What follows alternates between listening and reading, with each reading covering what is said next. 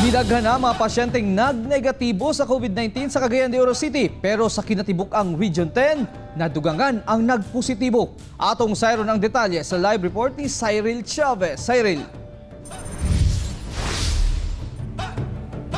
Yes, Real, anak ni patient 40 nga si patient number 598 nagnegatibo na sa COVID-19.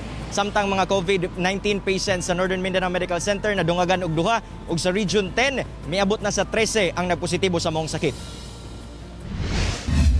Nagnegatibo na sa COVID-19 si patient number 598, kinsa anak ni patient 40 nga namatay niadtong unang semana sa Marso. Ana kini sa stable condition ug padayong gimonitor sa Amay Pakpak Medical Center sa Marawi City. Pipila sab ka mga severe acute respiratory illness konsari patients nga na-admit sa NMMC sa Cagayan de Oro City ang nagnegatibo sa COVID-19. Lakip mga sari patients nga namatay nga gikan sa Taguluan ug Alubihid sa Misamis Oriental. Ingon man ang 51-year-old male patient gikan sa Barangay Lumbia sa Cagayan de Oro City, 89-year-old male gikan sa Gitagom ug 62-year-old male sa Upol, Misamis Oriental. Samtang aduna sab nadungag nga duha ka mga confirmed COVID-19 patients sa NMMC, kini ang 67-year-old female nga taga Carmen, Iligan og 67-year-old male nga taga Tubod, Lanao del Norte. And then katong male 71, Xavier Heights, negative gihapon. Uban gihapon ni siya sa Dervis, Davao. So, sa pagkakaroon, aduna tay 14 ka pasyente nga nabilin sa ospital.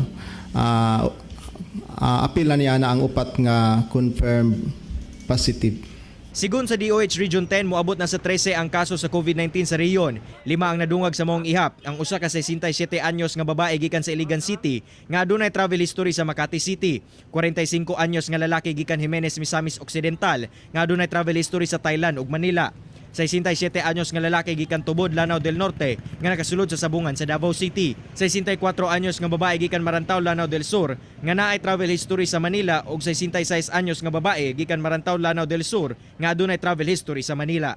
The field surveillance team is active in conducting data validation to guarantee accuracy of information related to COVID-19 patients by coordinating with the different local government units, healthcare facilities, and healthcare workers in the proper reporting of PUIs and PUM. Samtang adunay 17 ka mga PUI ang nagnegatibo sa COVID-19, 5 niini nagikan sa Misamis Oriental, usa sa Misamis Occidental, 4 sa Lanao del Norte, 4 sa Lanao del Sur, 2 sa Cagayan de Oro City ug usa sa Bukidnon.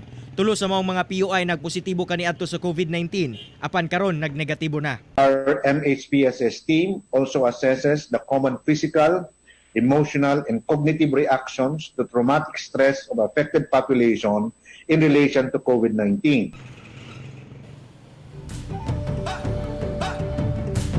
Real, tungod sa nagasakang ihap sa kaso sa COVID-19 din sa rehiyon, padayon sab ang panawagan sa otoridad ngadto sa publiko nga batasanong sundon ang mga preventive measures nga ilang gihatag kini aron makalikay sa COVID-19.